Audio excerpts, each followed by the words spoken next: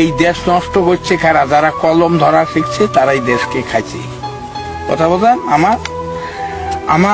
আমি পল্লী কবি কবিতা বানাইছি, আমার কবিতা তো কেউ শুনবে না, কারণ আমরা গরিব মানুষ, গরিব মানুষের কোনো দাম নাই।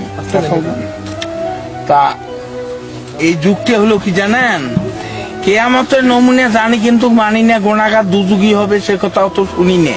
গুন্ডে পান্ডা হারামখোর তারে হলো তো বিন্দু পরে মানুষ মারে তারে হলো দুনিয়া। কেয়ামতের নমুনা জানি কিন্তু মানি না।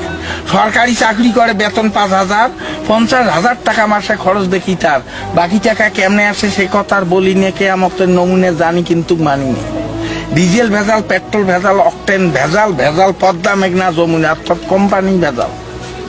কেয়ামতের নমুনা জানি কিন্তু মানি না। ভেবে কয় রাধাবদর সরকার, মানুষ হওয়া কি ছিল দরকার, পশু হওয়া ছিল ভালো, আখিরাতের কাজ করি না অর্থাৎ পরকালের কাজ করি না।